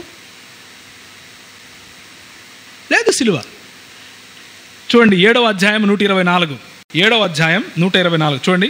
ఫిరౌన్ ఇలా అన్నాడు, నేను మీకు అనుమతి ఇవ్వకముందే మీరు అతన్ని విశ్వసించారా? నిశ్చయంగా ఈ రాజధాని నగరంలో దాని పాలకులు అధికారం నుండి తొలగించడానికి మీరంతా కలిసి రహస్యంగా పనిన కుట్ర ఇది. సరే, అయితే దాని ఫలితం మీకు ఇప్పుడే తెలుస్తుంది. నేను మీ చేతులను మీ కాళ్ళను వ్యతిరేక దిశలో నరికిస్తాను. ఇంకా దాని తర్వాత మీ అందరినీ సిలువనెక్కిస్తాను. సిలువ లేనప్పుడేమో సిలువేశానంటారు. సిలువ ఉండి సిలువ పైన యేసు ప్రభు చనిపోతేనేమో సిలువెక్కించలేదంటారు. అంటే అబద్ధాన్నేమో సత్యంగా చెప్తారు, సత్యాన్నేమో అబద్ధంగా చెప్తారు. సిలువ అనే పదమే ఉనికిలో లేనప్పుడు, సిలువ అనే పదమే అసలు దానికి అర్థమే లేనప్పుడు, రోమా భాషలో ఉండే సిలువ అనే పదాన్ని సలీబ్ అంటారు మన హిబ్రూ భాషలో. ఆ పదమే లేనప్పుడు ఫిరోను లేకపోతే ఫరో ఎట్లా సిలువేస్తాడు? అది ఖురాన్లోకి ఎట్లా వచ్చింది? దీనిని ఏమంటాం మనం? అబద్ధము అంటాం. కాబట్టి అసత్యాలు చెప్పే ఖురాన్ చెప్పే మాటలు మనం నమ్మాలా అని ప్రశ్నించాలి. భూమి బల్లపరుపుగా ఉంది అని ఖురాన్ చెప్తే మనం ప్రశ్నించాలి. ఫరో కాలంలో సిలువ లేకపోయినా సిలువెక్కిస్తాను అని ఫరో అన్నాడు అంటే మనం అబద్ధంగా చూస్తున్నాం దాన్ని. కాబట్టి మనం ప్రశ్నించాల్సి ఉంటుంది. అలెగ్జాండర్ ఎంతమందికి తెలుసండి? అలెగ్జాండర్ తెలుసా? అలెగ్జాండర్ తెలియని వాడు ఎవరైనా ఉన్నారా ఇక్కడ? ఓకే, అందరికీ తెలుసు. అలెగ్జాండర్ గురించి ఖురాన్ ఒక మాట చెప్తుంది. ఏంటో తెలుసా? ఆయన ముస్లిం అంట. ఒకసారి గట్టిగా నవ్వండి. అలెగ్జాండరు ముస్లిం అంట. ఆ అలెగ్జాండరు తూర్పు దిశగా వెళ్ళండి. ఏమన్నా నిజం చెప్తున్నా, అయ్యో నేను చదివే అనిపిస్తుంది. మీరు నమ్ముతలేరు. నిజంగానే అలెగ్జాండర్ ముస్లిం అంట. ఇస్లాం ఎప్పుడు స్టార్ట్ అయింది? క్రీస్తు శకం. అలెగ్జాండర్ ఎప్పుడు వచ్చాడు? క్రీస్తు పూర్వం. ఆ అలెగ్జాండర్ ముస్లిం ఏంది? ఇంకొక మాట, గోగు మాగోగులు తెలుసు కదా? ఓకే, నేను చదివిస్తాను. సికందర్, సికందర్ అని పెట్టుకుంటారు కదా. చూడండి 18వ సూర అల్ కహఫ్ అంటారు దీన్ని. అలెగ్జాండర్కు సంబంధించిన ఒక సూరా ఉంది. అల్ కహఫ్. అందులో ఒక పెద్ద పోర్షన్ అలెగ్జాండర్ గురించి ఉంది. ఏమనంటే గోగు మాగోగులు అనే దాన్ని వీళ్ళు యజూజ్ మజూజ్ అని పిలుస్తారు. ఓకే, ఈయన అలా జయించుకుంటూ వెళ్తే ఒక చోటుకి వెళ్ళాడంట. అక్కడ సూర్యుడు ఆగిపోయాడంట. ఇంకా అక్కడ సూర్యుడు అట్లా నీళ్ళ మీద అలా మర్కీ వాటర్, లేకపోతే ఒక కొలనులోకి దిగిపోతూ ఉండగా అలెగ్జాండర్ చూశాడంట. ఇంకా అవతల భూమి లేదు కాబట్టి వెనక్కి వచ్చాడంట. అలా ఉంటుందా అని మీరు నమ్మటం లేదా? నేను చదువుతానులేండి, మీరు చదవరు. మొదట ఏం బ్రదర్, నిజం బ్రదర్, చూడు, మొదట పశ్చిమ దిశకు దండయాత్ర చేయటానికి సన్నాహాలు చేశాడు. చివరకు అతను సూర్యుడు అస్తమించే హద్దుకు చేరినప్పుడు, సూర్యుడు అస్తమించడానికి భూమి పైన హద్దు ఉంటుందా? భూమి గుండ్రంగా ఉంటుంది. ఆ నల్లటి నీటిలో సూర్యుడు మునుగుతూ ఉన్నాడంట. అప్పుడు అతను చూసి అక్కడ అతనికి ఒక జాతి ప్రజలు కనిపించారు. ఆ జాతి వాళ్ళు ఈయనను ప్రతిమలాడారు. మాకు ఈ గోగు మాగోగు వాళ్ళు, లేకపోతే యాజూజ్ మాజూజ్ అనే వాళ్ళు మమ్మల్ని కల్లోలానికి ఇది చేస్తున్నారు, కాబట్టి మాకు వాళ్లకు మధ్య ఒక గోడను కట్టించు అంటే ఈయన పోయి ఏంటి మెటల్ అంటే ఇనుము గోడను కట్టాడంట. ఇనుము గోడ 2 కొండల మధ్య, ఇదిగో చూడండి, ఒక గోడను నిర్మించు, అందుకు మేము నీకు ఏదైనా సుంకం చెల్లించాలా అంటే, నా ప్రభువు నాకు ఇచ్చింది నాకు చాలు, వారికి మధ్య అడ్డంగా గోడ కడతాను, ఇక నాకు ఇనుప రేకులను తెచ్చివ్వండి అంటే వాళ్ళు తెచ్చిచ్చారు. చివరకు ఆ 2 పర్వతాల మధ్య ఉన్న ఖాళీ స్థలాన్ని అతను పూడ్చివేశాడు. ఎట్లా? ఇనుప రేకులతో. ఎక్కడుంది అది? ఇప్పుడు కట్టింటే ఉండాలి కదా, కనీసం మొహమ్మద్ సమయంలోనే ఉండాలి కదా. ఇనుప రేకులతో 2 పర్వతాలనే మూసేశాడు అంటే that should be the biggest wonder in the world, అవునా కదా? మరి ఎక్కడుంది? షాజహాను తన భార్య చనిపోతే తాజ్మహల్ కట్టిస్తేనే 7 వండర్లు అయిపోయింది. ఇప్పుడు అట్లాంటిది అలెగ్జాండర్ వచ్చి 2 పర్వతాల మధ్యలో ఒక గోడ కట్టిస్తే ఎటుపోయింది? అది కూడా దేంతో? ఇనుముతో పోతుంది, ఉండాలి కదా. దానిపైన మళ్ళా లెడ్ పోసాడు. ఇక కరిగిన రాగిని తీసుకురండి, దానిపైన నేను పోస్తాను అంటే యాజ్ ఎ సిమెంట్ అనమాట. ఆ ఇనుప గోడ పగిలిపోకుండా దానిపైన కరిగిన రాగి పోసాడు. సో రాగి పూత కలిగినటువంటి గోడ ఈ ప్రపంచంలో ఎక్కడుంది? ఇది క్రీస్తు పూర్వం ఒక కథలు చెప్పేవాళ్ళు ఉండేవాళ్ళు. వాళ్ళు చెప్పే కథ నిజానికి ఈ డాక్యుమెంట్ ఇంకా ఉంది, అవైలబుల్ ఉంది. ఇదే కథ వేరే డాక్యుమెంట్లో అవైలబుల్ ఉంది. ఈరోజు ఇంటర్నెట్లో కావాలంటే మీరు చూడొచ్చు. అది ఖురాన్లోకి తీసుకొని వచ్చి ఏం చేశారు? అది మరి ఈ ఖురాన్ని ఎట్లా విశ్వసించాలి మేము అనేది ప్రశ్న. ఇంకా చూడండి, మీకు ఎంతమందికి తెలుసు గాస్పెల్ ఆఫ్ థామస్ అని ఒకటి ఉంది, తెలుసా మీకు ఎవరికైనా? అలాగే గాస్పెల్ ఆఫ్ బర్నబాస్ అని ఒకటి ఉంది. బర్నబా రాసిన గాస్పెల్, థామస్ రాసిన గాస్పెల్. వీటిలో ఉండే కథానికలు లేకపోతే చుట్కుల్లాలు అంటారు కదా, అంటే నవ్వుకోవడానికి రాసుకున్న మాటలు తీసుకొని వచ్చి అవి దేవుని వాక్యాలుగా ఖురాన్లో పొందుపరుచుకొని పెట్టారు. సొలొమోన్ అంటే చీమలతో మాట్లాడేవాడంట. దానికి ద బుక్ ఆఫ్ సాలమన్ అని ఒకటి ఉంది, 6వ అధ్యాయము 6వ వచనం. ఇది బుక్ ఆఫ్ సాలమన్. ఆ బుక్ ఆఫ్ సాలమన్లో ఉన్న మాటలు తీసుకొని వచ్చి ఖురాన్లో పెట్టి దేవుని వాక్యం అన్నాడు. యేసుక్రీస్తు చిన్నప్పుడే మాట్లాడాడు అన్నదానికి ద గాస్పెల్ ఆఫ్ థామస్లో కొన్ని మాటలు ఉన్నాయి. యేసుక్రీస్తు పక్షులను చేసి మట్టితో దానికి ప్రాణం పోస్తే అవి ఎగిరిపోయేవి అని గాస్పెల్ ఆఫ్ థామస్లో ఉంది. అది ఇప్పుడు క్రీస్తు శకం 450 సంవత్సరాలకు రాసినటువంటి గాస్పెల్. అందుకనే దాన్ని క్యాననైజేషన్ చేసినప్పుడు తీసి పారేశారు, అది గాస్పెలే కాదన్నారు. వీళ్ళు మాత్రం దాన్ని పట్టుకొచ్చి ఖురాన్లో పెట్టుకొని, అంటే అరువు తెచ్చుకున్న మాటలు ఉండే ఈ పుస్తకము సత్యదేవుని సత్యవాక్యమైన బైబిల్లోని మాటను ప్రశ్నిస్తే దీన్ని మనం ఏం చేస్తాం? ప్రశ్నిస్తాం. దీని విశ్వసనీయతను మనం ప్రశ్నించాలి. సో అబద్ధాలు చెప్పే అల్లా లేకపోతే మోసపుచ్చే అల్లా గురించి చూసుకున్నాం. 2 అసత్యాలు చెప్పే ఖురాన్ గురించి చూసుకున్నాం. కానీ ఇంకొక మాట కూడా ఉంది. ఏంటంటే ఖురాన్ను మేమే నీకు ఇచ్చాము, మేమే దాన్ని పరిరక్షిస్తాము అని అల్లా చెప్పాడు. అంటే ఈ ఖురాన్లో ఎలాంటి ప్రమేయం ఉండదు, ఎటువంటి పరిస్థితుల్లో ఇది మార్పుకు లోనవ్వదు, దీంట్లో ఏది నష్టపోదు అని ఖురానే సాక్ష్యం ఇస్తుంది. కానీ Sahih al Bukhari volume number 6 గ్రంథం 60 సంఖ్య 201. సహీ అల్ బుఖారీ అంటే ఏంటంటే ఖురాన్ తరువాత ముస్లిములు విశ్వసించే పుస్తకాలు కొన్ని ఉన్నాయి, వాటిని అహదీసులు అంటారు. ఖురాన్ తరువాత ముస్లిములు విశ్వసించే పుస్తకాలు కొన్ని ఉన్నాయి, వాటిని అహదీసులు అంటారు. ఆ అహదీసులలో సహీ అహదీసులు అని కొన్ని ఉన్నాయి. సహీ అహదీసులు అంటే ఆథెంటిక్ ట్రెడిషన్స్ అని అర్థం. అంటే వాటిని ఖురాన్ పైన ఎంతగా విశ్వసించాలో వాటిపైన కూడా అంతగానే విశ్వసించాలి అన్నది సున్నీ ముస్లిముల నమ్మకం. వాటిలో ఏమేమి ఉన్నాయంటే సహీ అల్ బుఖారీ, సహీ ముస్లిం, సునన్ అబు దావుద్. సహీ అల్ బుఖారీ, సహీ ముస్లిం, సునన్ అబు దావుద్. దీంతో పాటు ఇంకా కొన్ని పుస్తకాలు ఉన్నాయి, వాటిని చదవచ్చు, అందులో కొన్ని విషయాలు విడిచిపెట్టచ్చు. కానీ సహీ అల్ బుఖారీ, సహీ ముస్లిం ఈ 2 విషయాల్లో ఉన్న మాటలు మాత్రం ఎటువంటి పరిస్థితిలో విభేదించడానికి వీలు లేదు.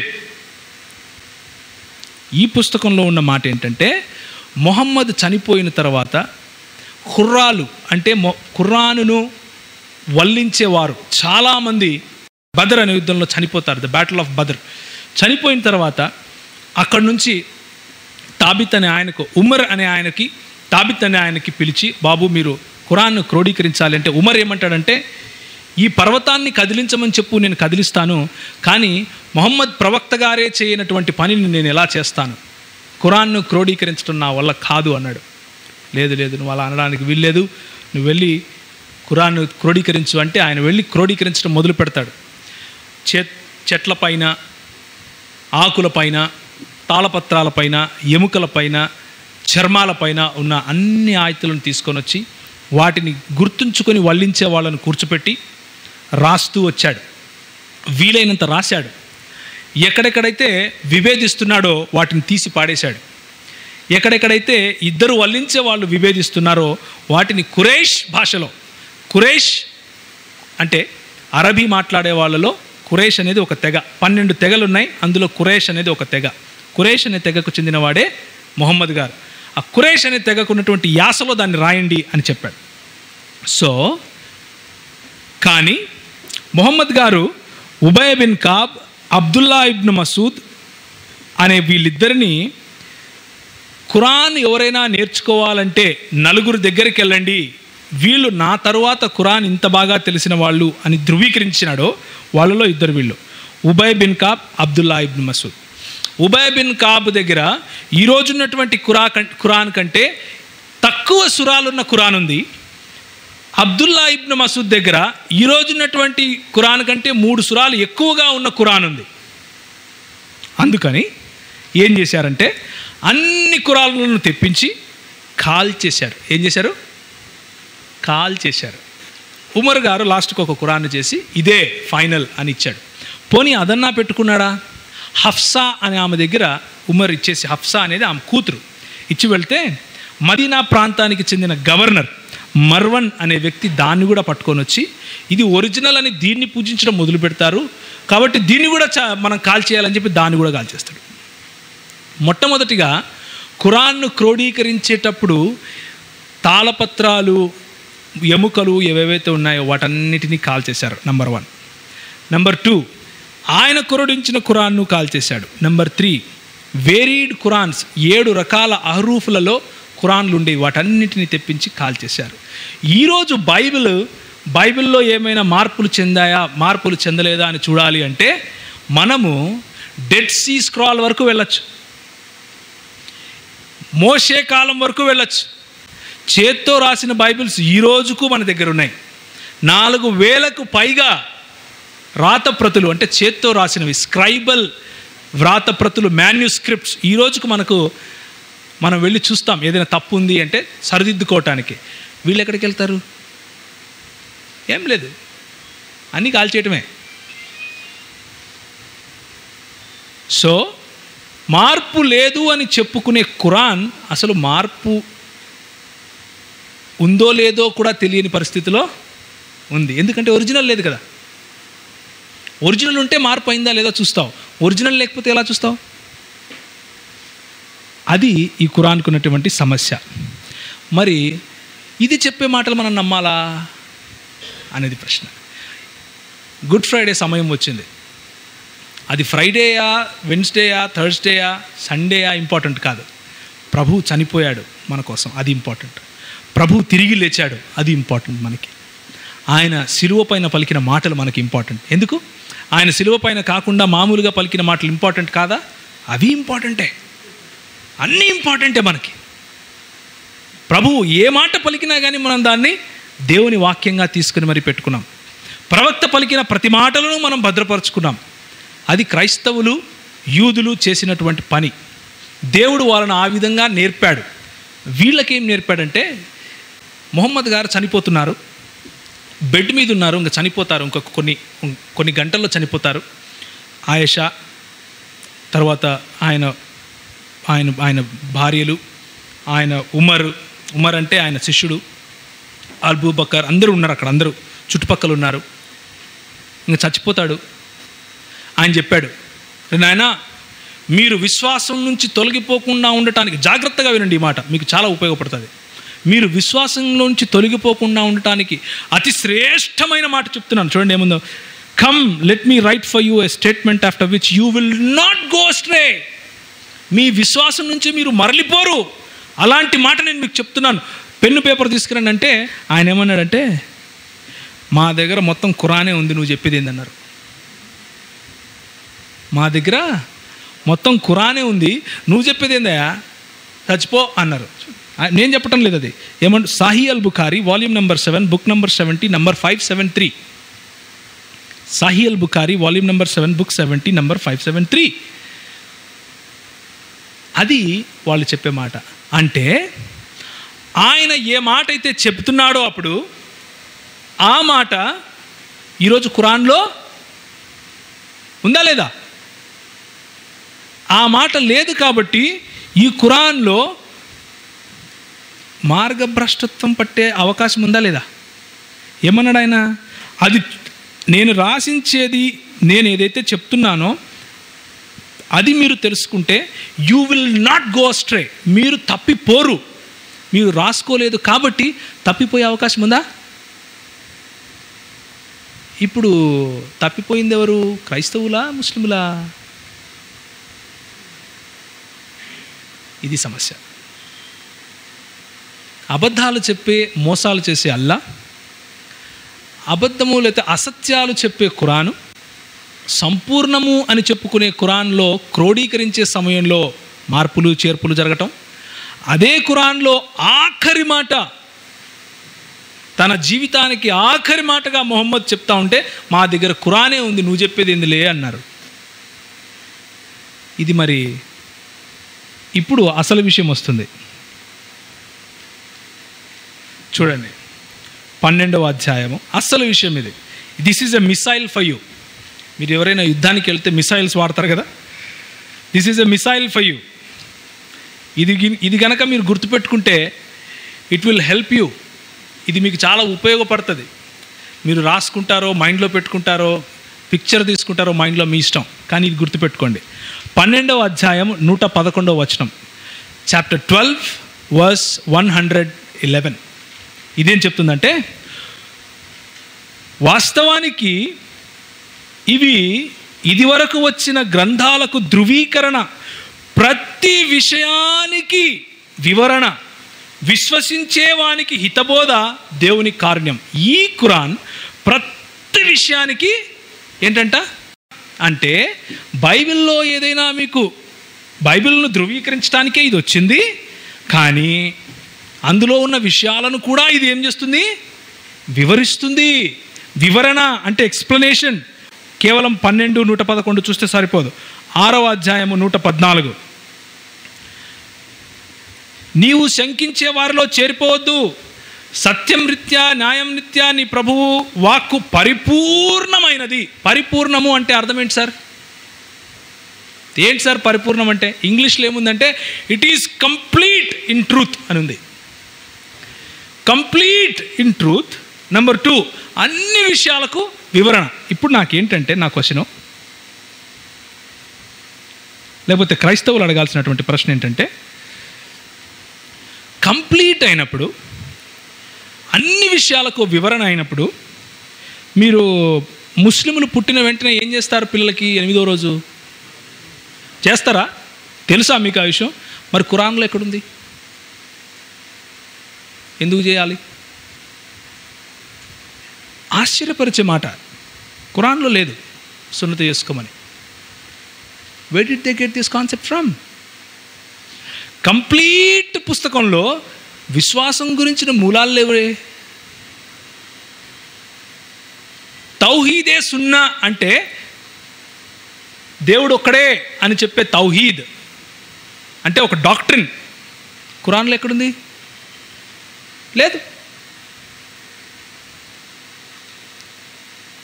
5 సార్లు నమాజ్ చేయాలి, నమాజ్ ముందు వజూ చేసుకోవాలి, ఎట్లా వంగాలి, ఎట్లా లెయ్యాలి, వేలు ఎట్లా చూపించాలి, ఖురాన్లో లేదు. హదీసులకు వెళ్ళాలి. ఖురాన్ పరిపూర్ణమైతే హదీసులకు ఎందుకు వెళ్ళాలి? లేదు. అన్నిటికీ హలాల్ చేసి తినాలి అని విన్నారా మీరు? ప్రభువు మీకు ఏది తినాలో ఏది తినకూడదో అనేది హలాల్ చేశాడు. హలాల్ చేయడం అంటే రక్తం మొత్తం బయటికి రావాలి. కోషరు పద్ధతి అంటే మన యూదులు పాటించే పద్ధతి అది. దాన్ని కోషరు పద్ధతి అంటారు. దాన్ని కాపీ కొట్టి హలాల్ అని పేరు పెట్టాం మనం. సరే పెట్టాం, ఓకే, బాగానే ఉంది. చేపలకి ఎట్లా చేస్తావు? ఇది వివరణ కదా, కంప్లీట్ కదా ఇది పుస్తకం. చేపలకు హలాల్ ఎప్పుడు చేస్తావు? ఖురాన్ చెప్పాలి, మీరు చెప్తే ఎట్లా? ఖురాన్ నుంచి చూపించాలి, లేకపోతే మరి కంప్లీట్ కాదు ఇది. విశ్వాసం అంటే ఇంక క్వశ్చనే లేదు. మా విశ్వాసం కదా ఇది, యేసుప్రభు చనిపోయాడని. కాబట్టి ప్రశ్నించేవాడి అర్హత మనం చూడాలి. నీ విశ్వాసానికి సంబంధించిన మూలాలనే వివరించలేని నువ్వు నా విశ్వాసం గురించి యేసుక్రీస్తు శిలువలో చనిపోయాడా చనిపోలేదు అని చెప్తే నేను వింటానా సార్? ఎందుకు వినాలి? వినను. అది చాలదని చెప్పి ఖురాన్లో అబ్రోగేషన్ అనే ఒక కాన్సెప్ట్ ఉంది. అబ్రోగేషన్ అంటే అర్థం ఏంటంటే, మేము ఏ ప్రవచనాలనైతే మీరు మర్చిపోయేలా చేస్తామో వాటికంటే శ్రేష్టమైన వచనాలను తీసుకుని వచ్చి వాటిలో పెడతాము అని ఉంది. అంటే మీరు ఫస్ట్ మేము మీకు నిత్యము నుంచి నా దగ్గర ఉన్నటువంటి ఖురాన్ ఇచ్చాను. అది కూడా ఎట్లా? గాబ్రియేలు దూత ద్వారా పంపించాను, నిన్ను వల్లించేలా చేశాను. కానీ నువ్వు మర్చిపోయేలా కూడా నేనే చేస్తాను. ఫస్ట్ విషయం, నువ్వు మర్చిపోయిన తర్వాత దానికంటే శ్రేష్టమైంది నేను చెప్తున్నాను చూడండి. దాని స్థానంలో దానికంటే శ్రేష్టమైన 2వ అధ్యాయం 106వ వచనం. దానికంటే అంటే ఈ ఖురాన్లో ఒక ఆయత్ కంటే ఇంకొక ఆయతు శ్రేష్టమైనది అని అర్థం. అంతేనా? దేవుని మాటలు నిత్యత్వానికి సంబంధించినవైతే కొన్ని శ్రేష్టమైనవి, కొన్ని తక్కువ శ్రేష్టమైనవి ఉంటాయా?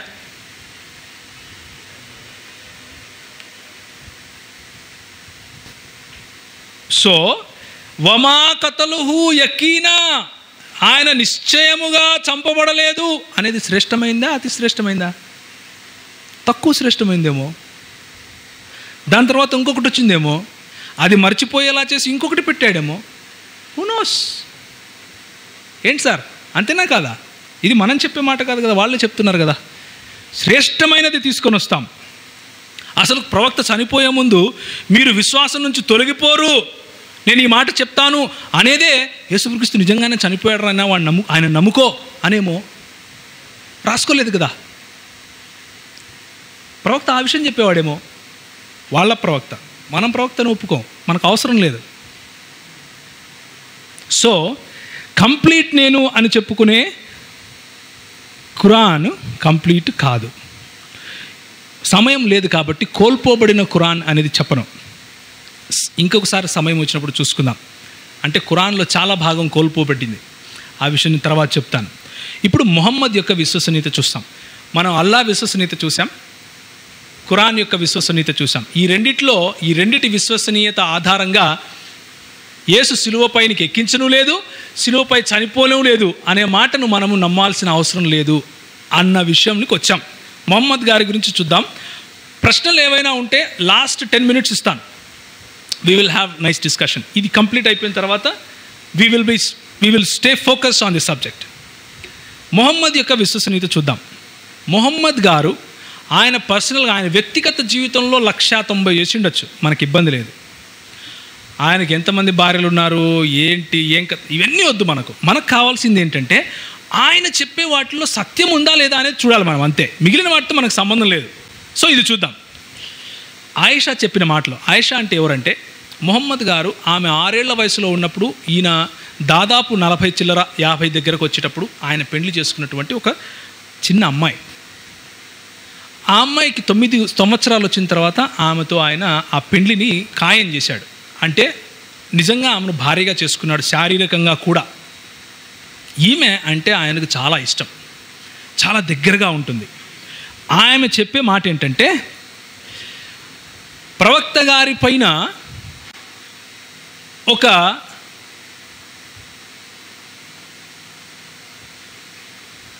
స్పెల్ అంటే మంత్రం చేశారు. ఆ మంత్రం ఆయనకు పట్టింది.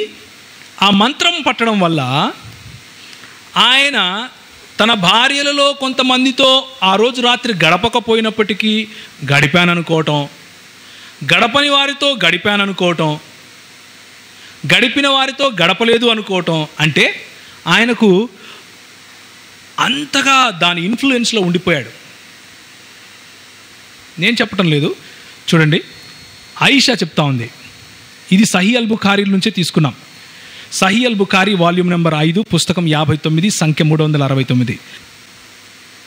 ఆయనకు ఎప్పుడు వహీ అంటే దేవుని నుంచి వచ్చిన ప్రత్యక్షత, ఎప్పుడు వహీ వచ్చిందో ఎప్పుడు వహీ రాలేదో కూడా తెలుసుకోలేనంత ప్రభావంలో, మంత్ర ప్రభావంలో ఆయన ఉన్నాడు.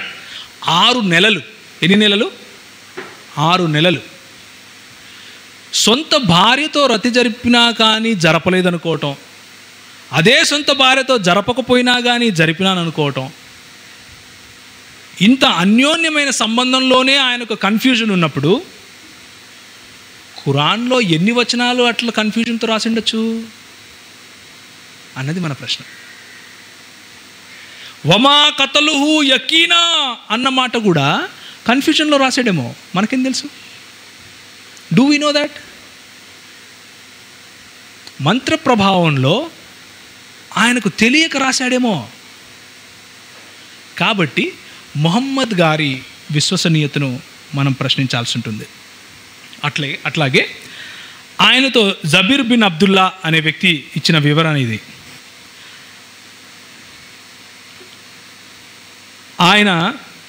ఆయనను ముహమ్మద్ గారిని బాధపెట్టిన ఒకరిని చంపటానికి వెళుతూ ఉంటే ఆయన అడిగాడు, ఏమనంటే, ముహమ్మద్ గారు నేను వెళ్ళి ఆయన చంపేస్తాను, కాకపోతే నాకు ఒక్క పర్మిషన్ ఇవ్వండి. ఏంటంటే, నేను మోసపరచటానికి ఒక తప్పుడు మాట, వాడిని మోసం చేయటానికి ఒక అబద్ధం, తప్పుడు మాట చెప్తాను, మీకు ఇబ్బంది లేదా అన్నాడు. ఆయన ఏమన్నాడు? చెప్పుకోపో, నో ప్రాబ్లం అన్నాడు. నో ప్రాబ్లం, చెప్పేసేయి అన్నాడు. దీన్ని ఏమంటారంటే ఇస్లాంలో తకియా అంటారు.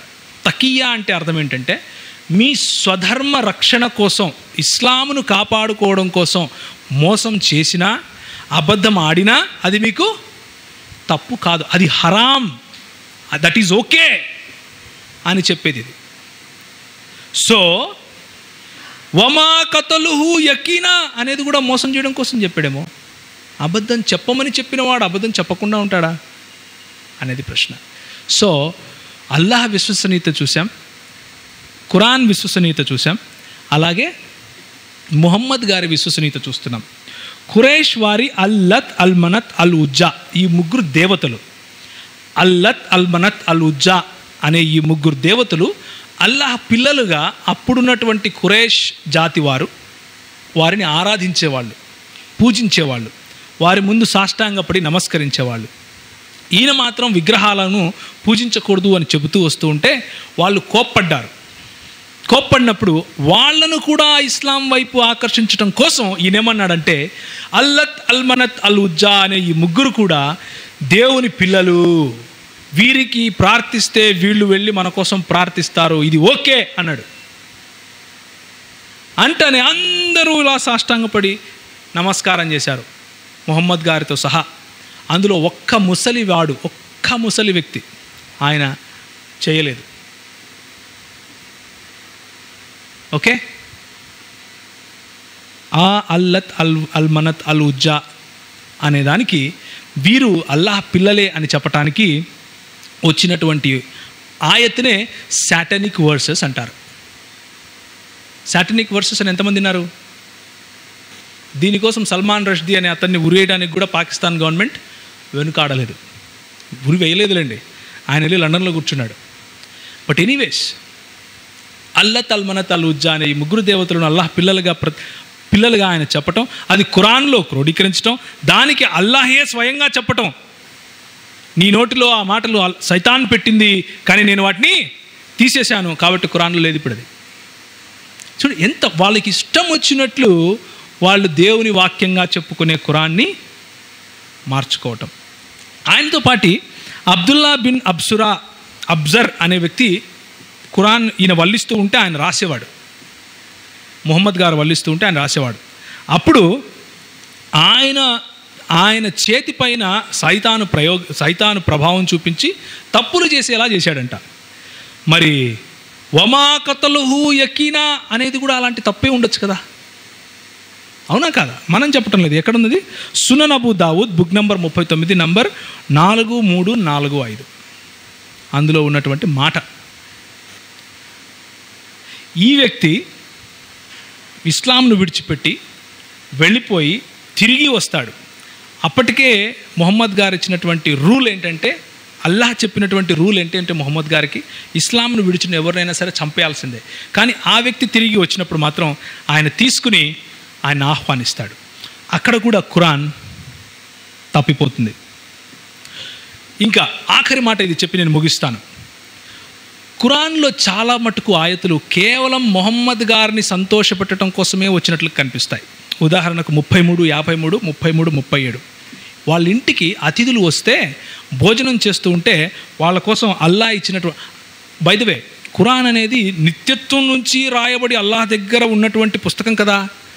అందులో ముహమ్మద్ ప్రవక్త గారి ఇంటికి వచ్చి భోజనం చేసి ఆయనను ఇబ్బంది పెట్టే వాళ్ళ గురించి ఎందుకు రాయాలండి నిత్యత్వంలో నుంచి ఉన్నటువంటి పుస్తకంలో?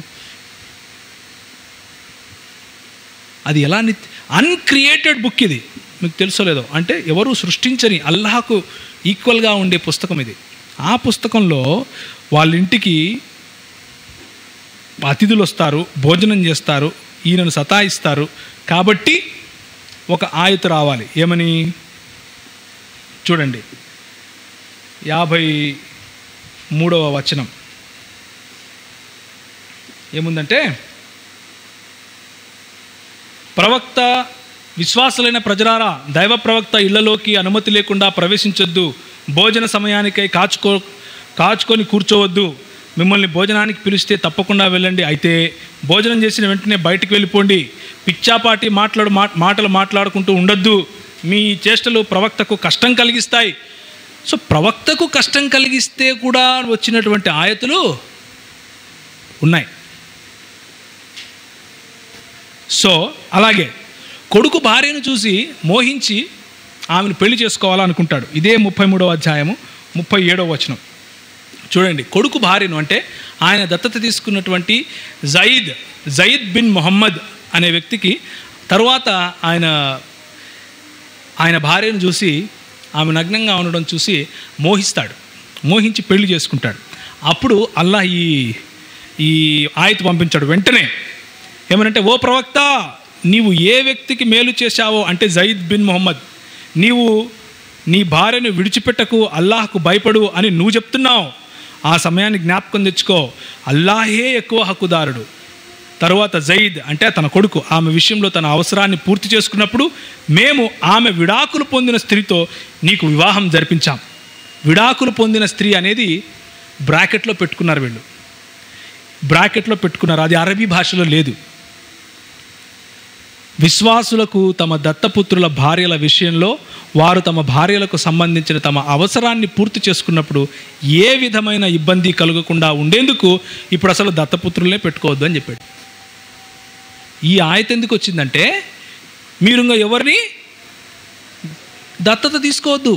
ఎందుకు? ప్రవక్త దత్తత తీసుకొని ఆయన భార్యనే పెళ్లి చేసుకున్నాడు కాబట్టి మీరు ఎవరు దత్తత తీసుకోవద్దండి ఇంకా. అందుకనే ఆయిషా ఏమంటుందంటే, చూడండి, Sahih al Bukhari volume number 6 book number 60 ఎట్లుంటుందంటే, I feel that your lord hastens in fulfilling your wishes. అంటే నీ కోరికలు, నీకున్నటువంటి ఆశలను పూర్తి చేయడం కోసమే నీ అల్లాహ్ తొందరపడుతున్నట్లుగా కనిపిస్తూ ఉంది అని తన సొంత భార్య ఇచ్చినటువంటి సర్టిఫికేట్. సో మొహమ్మద్ గారి సొంత కోరికలను పూర్తి అడ్రస్ చేయడానికి వచ్చినటువంటి ఖురాన్ మనం నమ్మాల్సిన అవసరం ఉందా? ఎవరైతే మన మూల విశ్వాసాలను ప్రశ్నిస్తున్నారో వారికి విశ్వసనీయత ఉందా? అల్లాహ్కుందా? ఖురాన్కుందా? ముహమ్మద్కుందా? కానీ గడ్డాలు పెట్టుకొని, టోపీలు పెట్టుకొని, కోట్లు వేసుకొని తిరిగే వాళ్ళకి మాత్రం ఉందన్నట్లుగా చూస్తుంటారు. మాకుంది అర్హత అన్నట్లుగా నిలబడి మాట్లాడుతూ ఉంటారు. వాళ్ళ గురువులకే అర్హత లేదు, వీళ్ళకి ఎక్కడి నుంచి అర్హత వస్తుంది? కాబట్టి అల్లాహ్ గుణగుణాల కారణంగా కానీ, ఖురాన్లో ఉండే అసత్యాల కారణంగా కానీ, ముహమ్మద్కున్న శీలము కానీ, ఈ 3 విషయాల్లో కూడా వాళ్ళకు అర్హత లేదు. అయినప్పటికీ even though it is like that, క్రైస్తవ దృక్పథం అలా ఉండదు. క్రైస్తవ దృక్పథం ఎలా ఉంటుందంటే, 1 పేతురు 3వ అధ్యాయం 15వ వచనంలో దేవుని వాక్యం ఏం చెప్తుందంటే, చెప్పండి, చదవండి, పర్లేదు. నిర్మలమైన మనస్సాక్షి గల వారై, మనలో ఉన్న నిరీక్షణ ఏంటి? మన నిరీక్షణ నా పాపాల కోసం నాకు బదులుగా చనిపోయిన నా యేసు తిరిగి రాబోతున్నాడు. పునరుత్థానుడై పైకెళ్ళిన నా యేసు తిరిగి రాబోతున్నాడు. నన్ను ఈ సార్వత్రిక సంఘంలో భాగంగా లేపుకొని తీసుకొని పోబోతున్నాడు. ఇది నాకున్న నిరీక్షణ.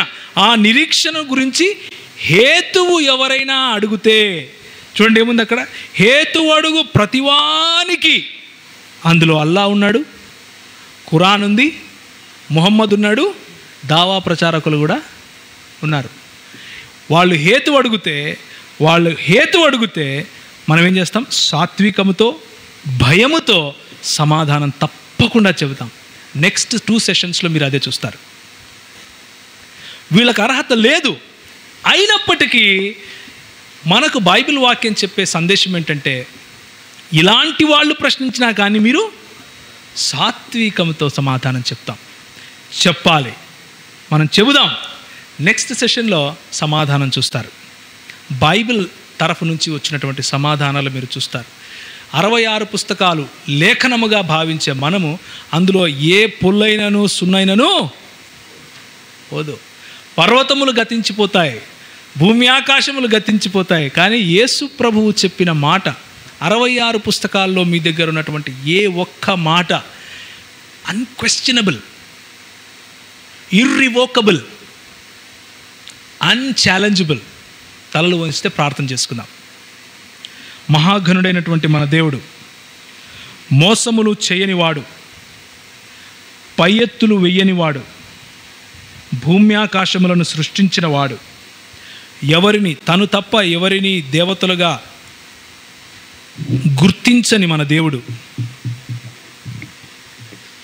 తన ప్రవక్తల ద్వారా కేవలము తన మాటలనే మాట్లాడించిన మన దేవుడు, తన ప్రవక్తల నాలుకలో సాతాను ప్రమేయం ఏమాత్రమూ లేకుండా చేసిన మన దేవుడు,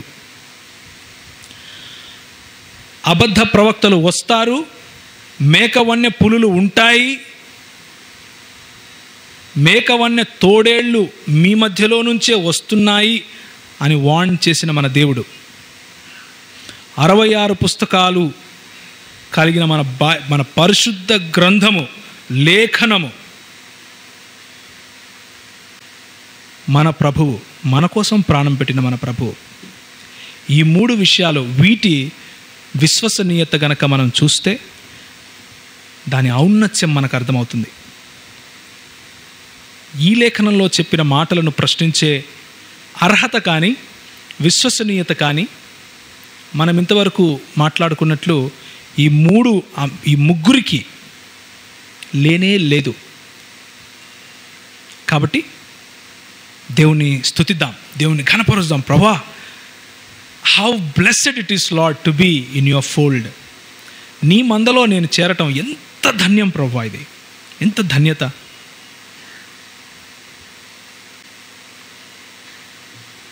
And now I challenge you, now I invite you to have heart for Muslims.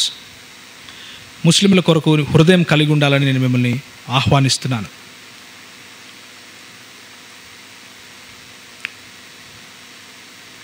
వారిని ప్రేమతో ప్రభువు వైపు పిలవాలని మిమ్మల్ని ఆహ్వానిస్తున్నాను.